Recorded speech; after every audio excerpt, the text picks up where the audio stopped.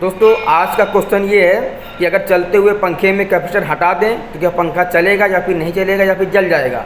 और दूसरा क्वेश्चन ये है कि क्या पंखे में अगर कैपेसिटर ना लगाएं तो क्या पंखा चलेगा या फिर नहीं चलेगा। इन दोनों क्वेश्चनों के बारे में डिटेल में बात करेंगे। दोस्तों आप सभी के घरों में पंखा तो लगा ही होगा और आपको ये जानना भी बहुत ज़रूरी हो जाता है कि अगर इन दोनों कंडीशन को अप्लाई किया जाए तो क्या प्रॉब्लम आएगा, क्या पंखा जलेगा या फिर नहीं जलेगा। दोस्तों आप ऐसा कभी भी ना करें, कभी भी ऐसा एक्सपेरिमेंट ना करें, यह खाली आपकी जानकारी के लिए है। तो दोस्तों चलिए शुरू कर लेते हैं बगैर टाइम वेस्ट किए। तो दोस्तों सबसे पहले क्वेश्चन के बारे में बात करेंगे कि क्या अगर पंखे में कैपेसिटर ना लगाएं तो क्या पंखा चलेगा या फिर नहीं चलेगा। तो दोस्तों अगर पंखे में कैपेसिटर ना लगाएं तो पंखा दोस्तों हमारा नहीं चलेगा, क्योंकि पंखा जो हमारा होता है वो सिंगल फेस का होता है और सिंगल फेस का जो पंखा होता है या फिर मोटर होता है वो सेल्फ स्टार्ट नहीं होता है। उसको सेल्फ स्टार्ट बनाने के लिए उसमें एक्स्ट्रा कैपेसिटर जोड़ना पड़ता है, यानी कि एक्स्ट्रा एनर्जी देना पड़ता है जो कैपेसिटर उसको देता है। जैसे ही 220 वोल्ट की सप्लाई हम पंखे में या फिर मोटर में देंगे तो कैपेसिटर हमारा चार्ज हो जाएगा और कैपेसिटर चार्ज होने के बाद पंखे को एक्स्ट्रा एनर्जी मिल जाता है। एक्स्ट्रा एनर्जी मिलने के बाद पंखा हमारा स्टार्ट हो जाता है। उसके बाद दोस्तों कैपेसिटर का काम खत्म हो जाता है। अगर पंखे में कैपेसिटर हटा भी लेंगे तो दोस्तों पंखा चलता रहेगा, लेकिन हमारा पंखा स्पीड स्लो हो जाएगी। अब दोस्तों ये तो हो गया पहला क्वेश्चन कि पंखा बगैर कैपेसिटर के स्टार्ट नहीं होगा, उसमें कैपेसिटर लगाना ही पड़ेगा। अब दोस्तों दूसरा क्वेश्चन ये है कि अगर चलते हुए पंखे में अगर कैपेसिटर हटा दें तो क्या पंखा चलेगा या फिर नहीं चलेगा। दोस्तों इसमें 3 कंडीशंस होते हैं, इसमें 3 आपको रिजल्ट आपको देखने को मिलेगा। पहला दोस्तों ये है कि अगर चलते हुए पंखे में कैपेसिटर को हटा दिया तो दोस्तों इसमें एक कंडीशन क्या होगा कि पंखा का स्पीड कम हो जाएगा। ठीक है, पंखा का स्पीड कम हो जाएगा और पंखा अगर कंटिन्यूअस से चलता रहा तो पंखा आपका कुछ समय बाद जल जाएगा। अब दोस्तों में प्रॉब्लम क्या आएगा, क्यों ऐसा पंखा पर जल जाएगा, स्पीड कम क्यों हो जाएगा।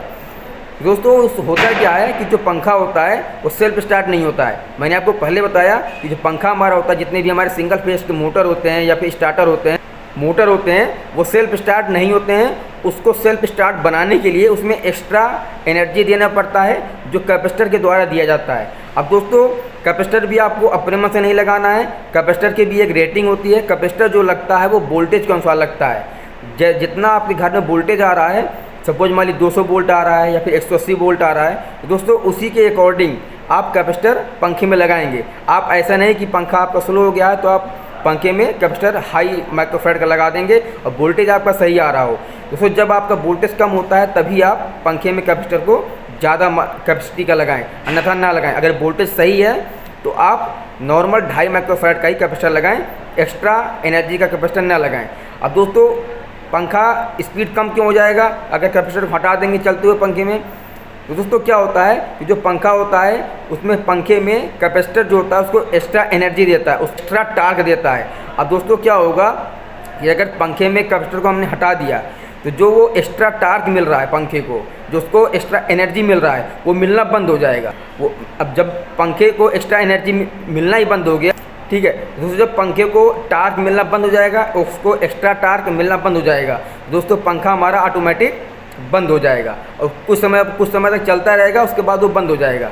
अब दोस्तों इसमें होता क्या है कि जो पंखे में जो कैपेसिटर लगता है वो पंखे में जो कैपेसिटर होता है वो पंखे को एक्स्ट्रा टार्क देता है। जब टार्क ही मिलना बंद हो जाएगा तो पंखा हमारा स्लो स्पीड हो जाएगा और वो धीमे धीमे चलता रहेगा और कुछ समय बाद पंखा जल जाएगा। अब दोस्तों क्वेश्चन ये बनता है कि टार्क क्या होता है। दोस्तों टार्क ये होता है कि जब हम किसी भी सिंगल फेस मोटर या पंखे में 220 वोल्ट की सप्लाई अप्लाई करते हैं, 220 वोल्ट की सप्लाई देते हैं जब पंखा को या फिर मोटर को हमको चालू करना होता है, तो जो 220 वोल्ट होता है वो मोटर को या फिर पंखे को एक्स्ट्रा टार्क देता है, क्योंकि सिंगल फेज जो पंखा होता है या फिर मोटर होता है वो सेल्फ स्टार्ट नहीं होता है। जो 220 वोल्ट होता है तो वो पंखे में एक्स्ट्रा टार्क जनरेट करता है जिससे हमारा पंखा चलने लगता है। अब दोस्तों दूसरा क्वेश्चन ये बनता है कि अगर पंखा नहीं चल सकता है, धीमे धीमे चलेगा, तो उसमें प्रॉब्लम क्या आएगा जिसकी वजह से पंखा जल जाएगा। दोस्तों उसमें होता क्या है कि पंखे में 2 बाइंडिंग होती है, एक रनिंग और एक स्टार्टिंग।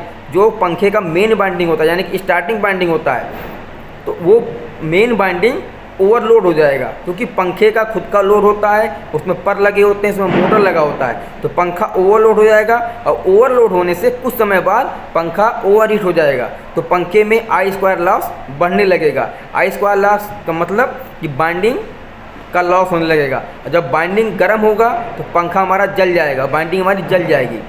अब दोस्तों तीसरा क्वेश्चन क्या बनता है कि क्या होगा कि अगर पंखे को हम ऑफ़ करके दोबारा ऑन करें, तो दोस्तों ये होगा कि अगर हम पंखे को हमने ऑफ़ कर दिया है, अब पंखे को जब हम दोबारा चालू करेंगे तो पंखा स्टार्ट नहीं होगा, पंखा हमारा घूमेगा ही नहीं, पंखा हल्का हल्का घूमेगा और उसमें हमिंग की आवाज़ आएगा।